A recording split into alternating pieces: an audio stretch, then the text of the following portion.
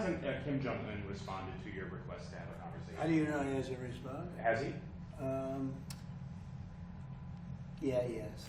Did you speak to him? Did you speak to him before you made the announcement yesterday? Where are you in conversation? That's very positive. Well, just so you understand with South Korea, look, South Korea has been protected by us for many, many years.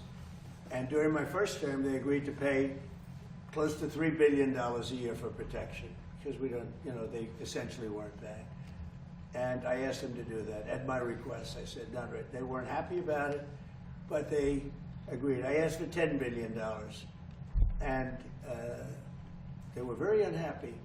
But we agreed for a short term that it would be $3 billion, and next year it would go up, and the next year it would go up, so they start paying for their protection.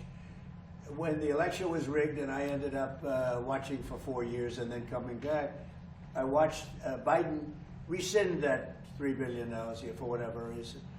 When I called recently the president of South Korea, who I like, I think he's very nice actually, but I called him, I said, would you like to give us a little hand? We don't need help with Iran, but if you'd like, give us a hand with Iran. He said, no thanks.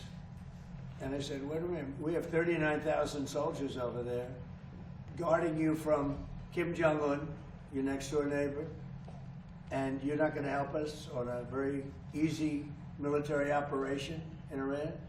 That's strange.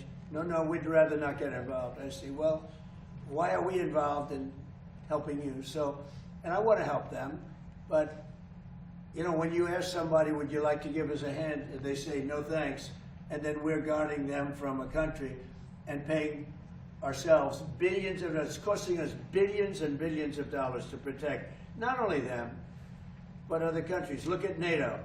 We spend hundreds of billions of dollars protecting Europe from Russia.